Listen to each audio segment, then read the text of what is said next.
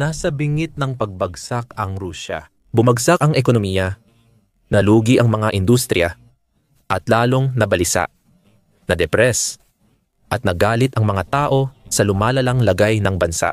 Ngayon, nagbababala na rin ang mga eksperto ng Rusya tungkol sa posibilidad ng digmaang sibil, pagbagsak ng pamahalaan, at kaguluhan sa bansa. At tulad ng isang lumulubog na barko na napuno na ng tubig, wala nang makakapigil sa nalalapit at malungkot na pagbagsak ng bansang ito na minsang ipinagmamalaki.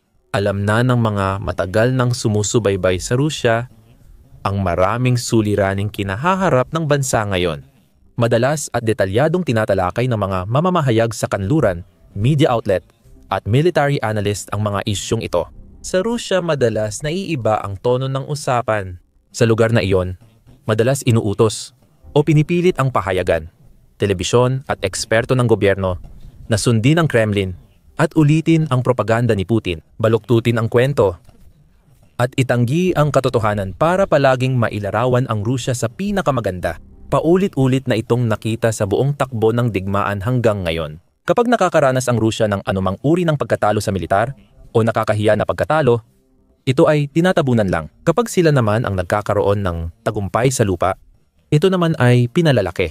Paulit-ulit ginagamit ng mga opisyal at media ng Rusya ang kwento para sa sariling intereses at kinokontrol ang opinyon ng publiko gamit ang maling impormasyon. Hindi kailanman nangangahas aminin na hindi maganda ang nangyayari o na ang kanilang makapangyarihang pinuno, si Vladimir Putin, ay maaaring nagkamali.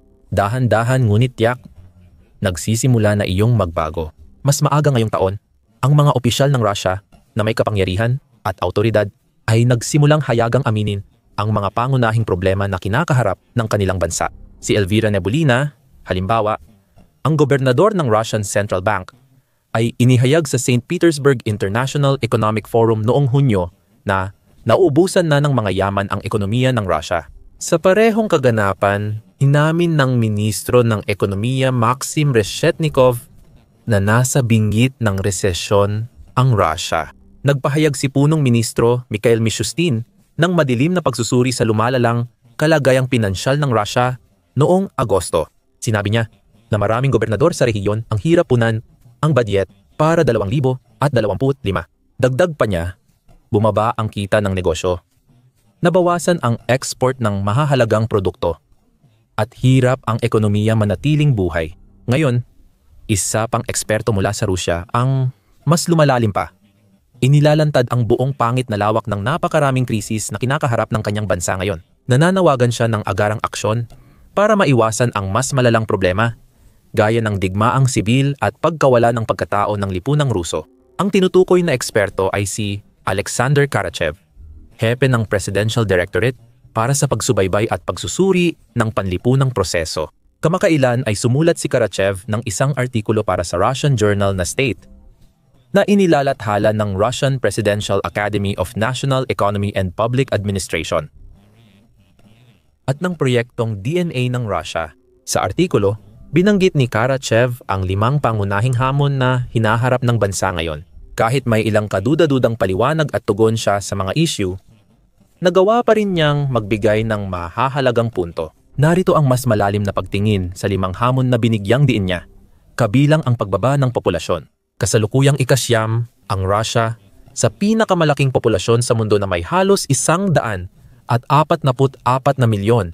Ngunit nangangamba si Karachev na maaaring unti-unting bumaba ang ranggo ng bansa sa hinaharap. Ang kanyang dahilan ay ayon sa inaasahan mula sa opisyal ng Kremlin. Sabi niya, ang depopulasyon ay pandaigdigang problema sanhi ng globalistang eksperimento. Isa itong virus na nakakaapekto sa pag-iisip gamit ang hindi sapat at mali ang pagkakabuo ng kaisipan. Binanggit niya ang mga kababaihan sa China na sinabing ayaw na ng mga babae sa malalaking lungsod bumuo ng pamilya. Namumuhay sila para matugunan ang pangangailangan at ituloy ang karera. Pagsapit ng halos 30, nagkakaanak sila sa isang tao o sa pamamagitan ng sperm mula sa donor bank. Naging karaniwan na ang mga pamilyang may iisang magulang. Isa lang ang anak nila at sabi nila sapat na iyon. Dagdag pasanin pa ang asawa dahil kailangan pang maglaba at magluto. Pagkatapos, sinisisi niya ang mga taong gustong mamuhay ng walang anak o maging bahagi ng lesbian, gay, bisexual, transgender, queer community sa pagkasira ng ating mga tao. Bago niya hilingin na tumugon ang Russia sa mga banta sa pamamagitan ng pagtataguyod ng tradisyonal na pagpapahalaga sa pamilya at pagpapasikat ng malaking pamilya. Naniniwala pa siya na dapat magsimulang gumawa ng mga pelikula na nagpapakita ng mga pamilyang may hindi lang isa o dalawang anak, kundi 3 o higit pa, para hikayatin ang mga Ruso na magkaanak. Sa totoo lang, maaaring totoong may kinakaharap na problema sa depopulasyon ng Russia, pero malamang ay kakaunti lang ang kinalaman nito sa mga dahilan na iminungkahi ni Karachev. Mas malapit itong konektado sa katotohanang literal na nawalan ang bansa ng daan-daang libong sundalo. Karamihan sa kanila ay mga kabataang malalakas at malulusog na lalaki na sana ay nagkaroon ng pagkakataong bumuo ng sarili nilang pamilya at makapag-ambag sa lipunan sa iba pang paraan. Kung hindi lang sana nagsimula ang digmaan, daan-daang libo ang nasugatan at mahihirapan sa normal na pamumuhay na nagpapabigat sa mga sadsat, sa mga serbisyong pangkalusugan at iba pang infrastruktura ng bansa.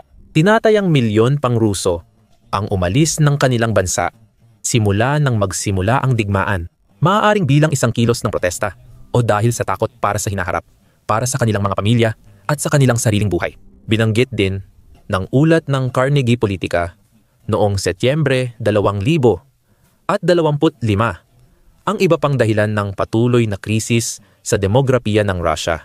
Ngayon, humaharap ang bansa sa mas matinding pagbaba ng mga ipinapanganak, lumalalang edad ng populasyon, at epekto ng digmaan. Pangalawa, ang pangunahing panangga sa demograpikong krisis ay unti-unti nang nawawala. Ang pagiging kaakit-akit ng Rusya sa mga imigrante na sa loob ng 3 dekada ay bumabalanse sa natural na pagbaba ng populasyon. Pinatutunayan ito ng mga ebidensya. Noong 2024, 122 milyon lang ang ipinanganak sa Rusya, pinakamababa mula 1,900 Inaasahang bababa pa ng 35% kada taon ang bilang ng ipinapanganak hanggang 2030. Ayon sa ulat, bumaba rin ang migrasyon na hindi na nakakagulat. Sa kasalukuyan, nahaharap ito sa krisis sa ekonomiya, pagtaas ng presyo, matinding inflasyon, at halos pag-iisa sa ibang bahagi ng mundo. Hindi kaakit-akit na destinasyon ang Rusya para sa gustong umangat ang buhay. Kahit ang gustong umalis sa hindi maunlad na bansa sa gitnang Asya ay may mas magandang option kaysa Rusya ngayon.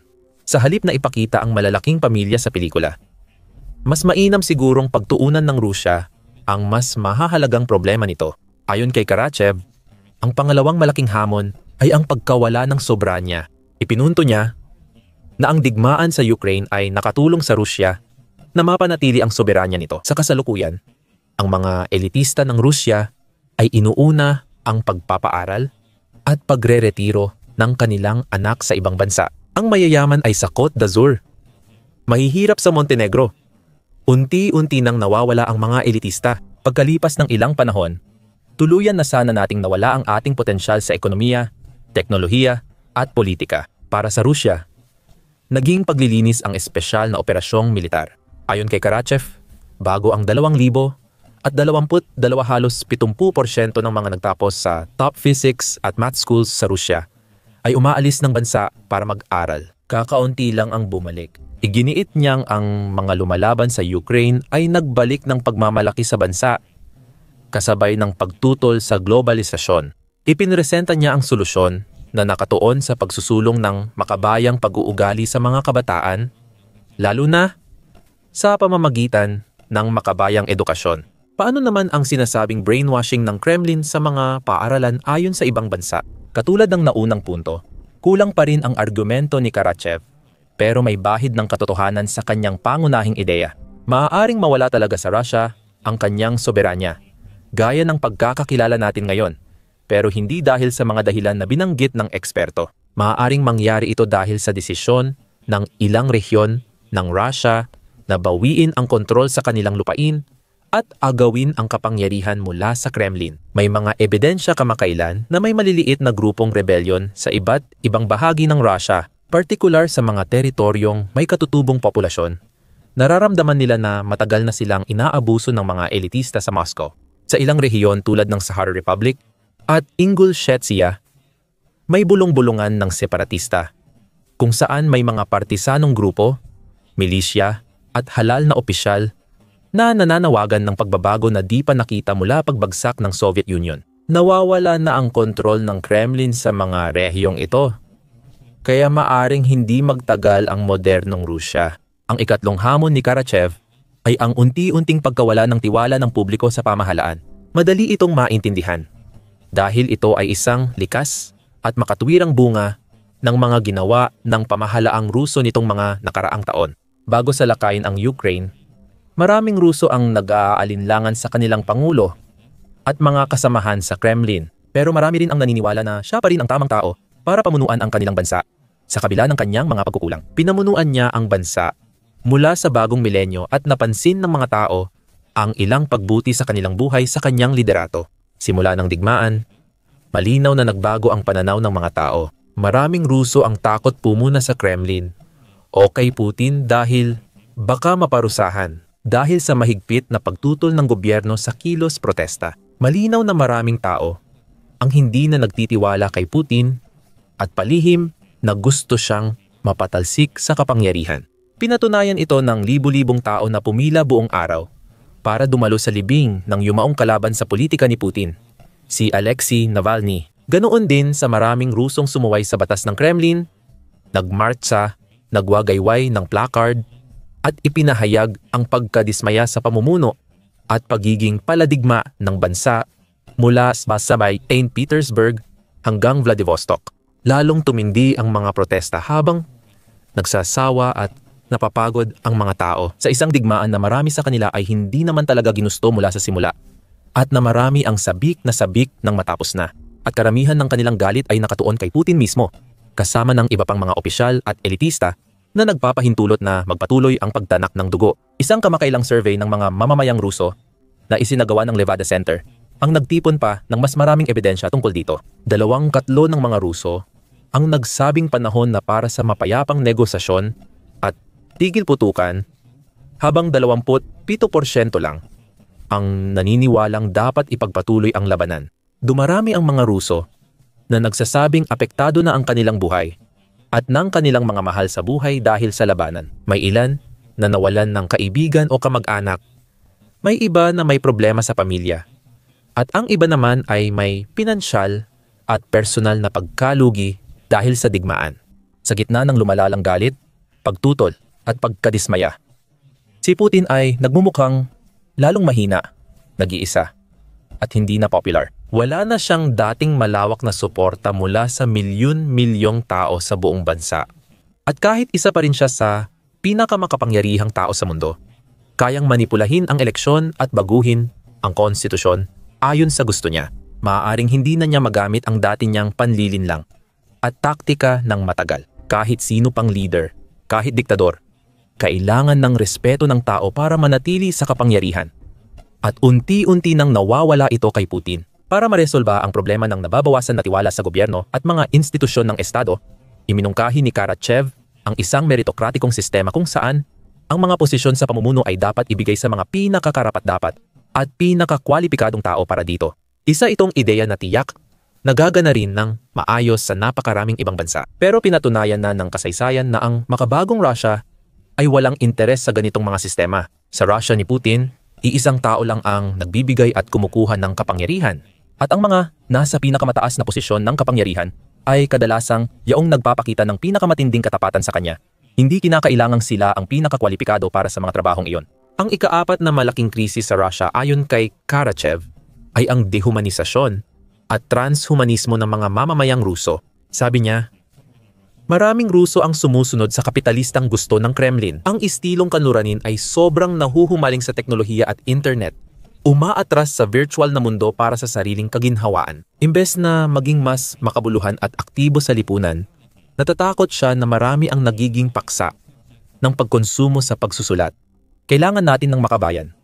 Hindi tamad na nakaupo lang, kundi aktibong handang akuin ang responsibilidad para sa sarili, pamilya, at bansa. Upang malutas ang problemang ito, muling binanggit ni Karachev ang kahalagahan ng pagtuturo sa mga kabataan at sa mga tao ng hinaharap tungkol sa tradisyonal na mga halaga at etika. Iminungkahi niya na gawing misyon ng Rusya na itanim sa mga susunod na henerasyon ang pagmamahal sa bayan, pagtutulungan, pagpapahalaga sa pamilya, tradisyonal na moral, pagkakaisa, at ambag sa malikhaing gawain at paglilingkod. Muli, masasabi nating ang problemang ito ay gawa mismo ng Rusya. Nagbabago ang mundo. Binibigkis ng teknolohiya ang mga bansa at tao sa bagong paraan. Maaaring may ibang pananaw at pagpapahalaga ang mas batang henerasyon ng mga Rusong lumalaki ngayon kaysa sa nauna sa kanila. Ganoon din ang masasabi sa maraming ibang bansa sa buong mundo. Habang ang iba ay tinatanggap ang pagbabago, ginagabayan ang bagong henerasyon at natututo rin mula sa kanila. Ang sagot ng Rusya ay tila umiikot sa pagsubok na sanayin ang isang uri ng henerasyon ng robot na kumilos ng eksakto ayon sa inaasahan ng Kremlin. Ngunit habang mas sinusubukan ng bansa na kontrolin at itulak ang mga tao nito, lalo na ang mga kabataan, mas malaki ang posibilidad na sila ay maghimagsik o tuluyang lumayo mula sa bansa, tumakas, tulad ng ginawa ng marami, bago magsimulang muli sa ibang lugar at mag-ambag sa ilan sa mga nabanggit na issue ni Karachev kanina, gaya ng depopulasyon. Ang ikalimang krisis ni Karachev ay marahil ang pinaka-nakababahalang lahat. Ipinapahayag niya na dahil sa lumalalang pagkakabahabahagi at mga alitan sa lipunang Ruso, dulot ng mga isyong panlipunan, pang-ekonomiya, pangkultura, at pampolitika, posible talagang harapin ng bansa ang isang ganap na digmaang sibil balang araw sa hinaharap. Ang mismong opisyal ng Rusya na nagmungkahi nito ng lantaran ay nagpapakita kung gaano kaseryoso ang sitwasyon. Ilang taon lang ang nakalipas, di may isip na magsasalita ang sosyolohistang Ruso na si Karachev ukol sa digmaang sibil sa bansa nila. Ngayon, isa na itong pahayag na halos walang nagugulat dahil ito ay lubos at ganap na totoo. Lumalaganap ang pagkakabahabahagi at tumitindi ang tensyon sa Rusya. Nabanggit na dito ang mga issue ng separatistang kilusan at rebelyon sa ilang rehiyon. Kasama ng mga galit na protesta, marcha at demonstrasyon kahit sa pinakamalala, laki at pinakamayayamang lungsod ng Rusya. Mas mainit ang ulo ng mga tao ngayon kumpara noon.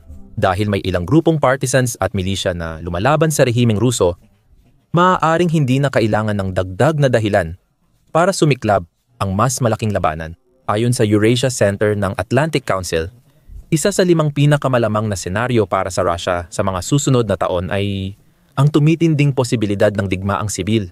Sa katunayan, ito ay digmaang sibil. Isang senaryo na lalong madaling maisip, lalo na habang patuloy ang magkatuwang na kabiguan ng Ukraine at ng ekonomiya. Maaaring mamatay sa pwesto si Ramzan Kadyrov na may sakit sa Chechnya at magdulot ng hidwaan sa pagpili ng kapalit na posibleng magresulta sa ikatlong digmaan sa Chechnya. Sa Tatarstan, nagpoprotesta ang mga veterano at estudyante laban sa pagre-recruit ng Moscow ng sundalong Tatar at sa pagsupil ng kanilang pagkakakilanlan. Dahil sa maling estratehiya, nagpaputok ang Kremlin sa mga nagpoprotesta na nagpalakas ng anti-kolonyal na kilusan sa Tatarstan.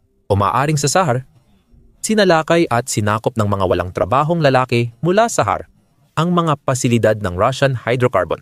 Hinihiling nilang ibalik ang pondo at ang soberanya na napagkasunduan noong early 1970s. Kahit alin sa mga insidenteng ito o marami pang iba ay maaaring magpasiklab sa patong-patong na tinder ng Russia, maaaring magdulot ito ng pagbagsak ng rehimen ni Putin, pagtatapos ng digmaan sa Ukraine, at malaking pagbabago ng Russian Federation mula sa dati nitong anyo. Si Karachev naman ay hindi masyadong nagbigay ng detalye kung ano ang sanhi o paano mangyayari ang digmaang sibil. Sa halip, iginiit niyang dapat pagtuunan ng Russia ang pagbubuo ng mas nagkakaisang lipunan. Mas madaling sabihin kaysa gawin, lalo na ngayon na malakas at laganap ang galit at maraming magkaiba at salungat na pananaw sa mga rehiyon at mamamayan ng Russia. At may isa pang huling hamon. Hindi binanggit ni Karachev, pero napakahalaga pa rin nito sa Russia ngayon, ang patuloy nitong krisis sa ekonomiya. Dahil kadalasan, pera ang ugat ng halos lahat ng malalaking problema ng isang bansa, kabilang ang Russia, at ang pera ay isang bagay na mabilis nang nawawala sa kontrol ng Kremlin. Kamakailan, isiniwalat ng serbisyo ng panlabas na intelihensya ng Ukraine.